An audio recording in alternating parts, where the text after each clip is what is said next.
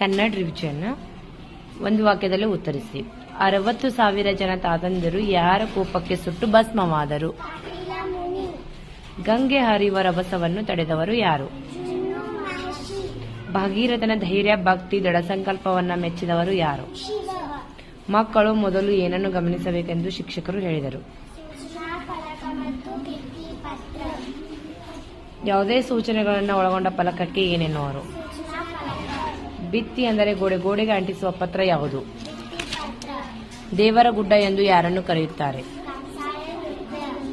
ಡೊಳ್ಳು ಕುಣಿತದವರು ಯಾರ ಭಕ್ತರು? ಉಪಾಯ ಬಲ್ಲವನಿಗೆ ಅಪಾಯವಿಲ್ಲ ಎಂದು ಯಾವ ಪದ್ಯದ ನೀತಿಯಾಗಿದೆ? ಕಾಡಿನ ರಾಜ ಸಿಂಹಕ್ಕೆ ಏನಾಗಿತ್ತು? ಬೇಲೂರಿನಲ್ಲಿರುವ ದೇವಾಲಯ ಯಾವುದು? ಚೆನ್ನಕೇಶವ ದೇವಾಲಯ ಕಟ್ಟಿಸಿದವರು ಯಾರು? ಮುಂಜಾನೆ ಕೂಗುವುದು ಏನು? ರಾಜ ಯಾವ ಕಡೆ ಹೆಜ್ಜೆ ಇಡಬೇಕು? ಬಿಲ್ಲೆ ಹೇಗಿರಬೇಕು? ಪ್ರಮೀಳ ಯಾವ ಆಟ ಆಡಲು ತಯಾರಿರುತ್ತಾಳೆ? ಕಿಶೋರ್ ಅಳುವ ಸದ್ದಿಗೆ ಯಾರು ಹೊರಗೆ ಬಂದರು? ಗದುಗಿನ ಗವಾಯಿಯವರು ಯಾರು ಬಾಳಿನ ಚಂದಿರ? ಕವಿ ಮುಳಗದ ಸೂರ್ಯ ಎಂದು ಯಾರನ್ನು ಕರೆದಿದ್ದಾರೆ? ಬಿಟ್ಟ ಸ್ಥಳ ತುಂಬಿರಿ. ದೇವಲೋಕದ ಗಂಗೆಯನ್ನು ಡ್ಯಾಶ್ ತರುವುದು ಅಸಾಧ್ಯವಾದ ಕೆಲಸ.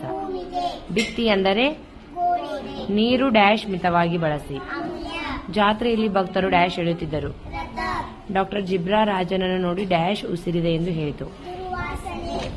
ಹುಲಿಯ ಬಾಯಿಯ ಸಲಾಕೆಯಿಂದ ತಿವಿದ ಬಾಲಕ. ಡ್ಯಾಶ್ ತಾಲೂಕಿನ ಅಂಗಡಿ ಎಂಬ ಹಳ್ಳಿ ಇದೆ. ಚೆನ್ನಾಗಿ ಮಿಂದು ಬಾ ಡ್ಯಾಶ್ ತೊಟ್ಟು ಬಾ. ಮುಂಗೋಳಿ ಕೂಗುವುದು ಡ್ಯಾಶ್ ಮೂಡುವುದು.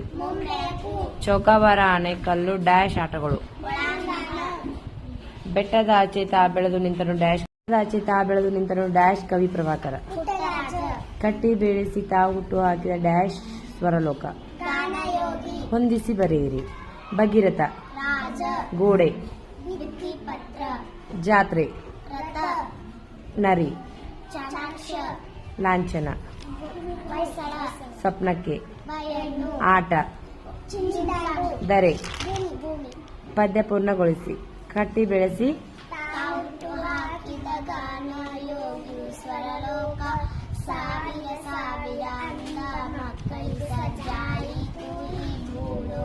ಪದಗಳ ಅರ್ಥ ಬರೆಯಿರಿ. ಎದೆಗೊಂದು, ಪರಿಮಳ, ನಾದ, ಅಡವಿ, ಲಾಂಛನ, ಕಣ್ಣು, ಸ್ವಪ್ನ, ಆತುರ, ಗವಾಯಿ, ಗವಾಯಿ, ಸರದಿ. ವಿರುದ್ಧಾರ್ಥಕ ಪದ ಬರೆಯಿರಿ. ಜಾಗರೂಕ, ಶುಭ, ಕೆಳಗೆ, ಬಿಸಿ, ಸಜಾತಿ, ಒಳ್ಳೆಯ, ಸರಳ, ನಗು, ಚಿಕ್ಕ, ಕರಿ. ಸಮನಾರ್ಥಕ ಪದ ಬರೆಯಿರಿ. ಕಾಡು, ಭೂಮಿ, ಸೂರ್ಯ, ಚಂದಿರ. ಗುಂಪಿಗೆ ಸೇರಿದ ಪದ ಬರೆಯಿರಿ. ಮಂತ್ರಿ, ರಾಜ, ದೊರೆ, ಅರಸ. ಬೆಟ್ಟ, ನದಿ, ಪರ್ವತಗಿರಿ. ಉಲ್ಕೆಗಳು, ಆಕಾಶ, ಚಂದ್ರ, ಭೂಮಿ. ಪುಸ್ತಕ, ಪೆನ್ನು, ಶಾಲೆ, ಕಡಲು. ಚರ್ಮ, ನಾಲಿಗೆ, ಮೂಗು, ಕಾಲು. ಜಾತ್ರೆ, ರಥ, ಸಂತೆ, ಉತ್ಸವ. ಕಾಡು, ಸೂರ್ಯ, ಅರಣ್ಯ, ಅಡವಿ. ಸೂರ್ಯ. ಬಹುವಚನದಲ್ಲಿ ಬರೆಯಿರಿ. ಶಿಕ್ಷಕ, ವಿದ್ಯಾರ್ಥಿ, ಗಿಡ, ಪ್ರಾಣಿ, ಬಟ್ಟೆ, ಪುಸ್ತಕ, ಬಸ್, ಕಣ್. ಈ ಮಾತನ್ನು ಯಾರು ಯಾರಿಗೆ ಹೇಳಿದರು? ಗಂಗೆಯನ್ನು ನಾನು ಶಿರದಲ್ಲಿ ಧರಿಸುತ್ತೇನೆ.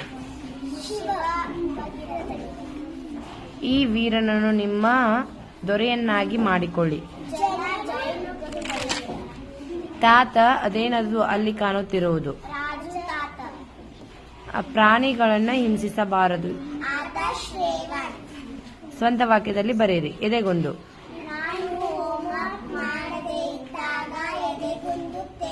ಅವಸರ,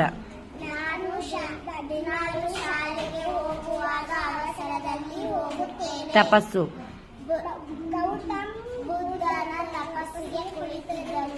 ಬಾಯಾರಿಕೆ,